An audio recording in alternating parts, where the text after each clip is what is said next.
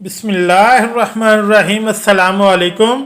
सोने से पहले तकिए के कवर, सोने वाले तकिए के कवर को हफ्ते में एक बार ज़रूर धो लें।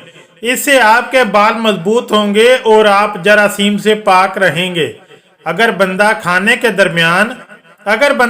के दरमियान 3 घूंट पानी पी ले तो इसकी आंखें चमक जाएंगी हीरे की तरह।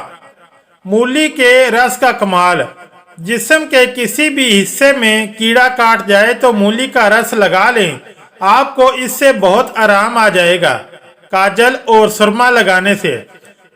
और सुरमा दोनों को लगाने से आपके आंसू खत्म हो जाते हैं। याद रखें, माएँ बच्चों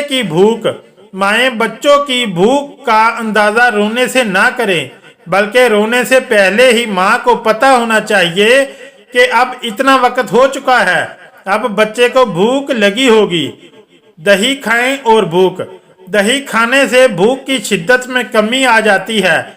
बच्चे पर माँ की ग़िज़ा के असरात, माँओं को चाहिए कि दौरान हमल के आखिरी महीनों में खजूर खाएं ताकि इनके बच्चे खुश इखलाक और बुर्दबाज हों, और हामला औरतों को ताकीद करो कि साबूदाना खाएं ताकि इनके बच्चे खुश इखलाक हों।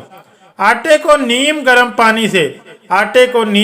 पानी से गूंद कर रोटी पकाएं, इससे रोटी नरम बनेगी। अगर आपके गले में दर्द हो तो 1 प्याली नीम गर्म पानी में 1 चाय का चम्मच शहद मिलाकर पी लें। अगर नींद ना आ रही हो तो दही की बलाई लेकर सर के अगले हिस्से में मालिश करें, नींद लाने की बेहतरीन दवा साबित होगी। अगर इसमें कदरे रोगने कद्दू भी शामिल कर लिया जाए तो फवायद में इजाफा होगा।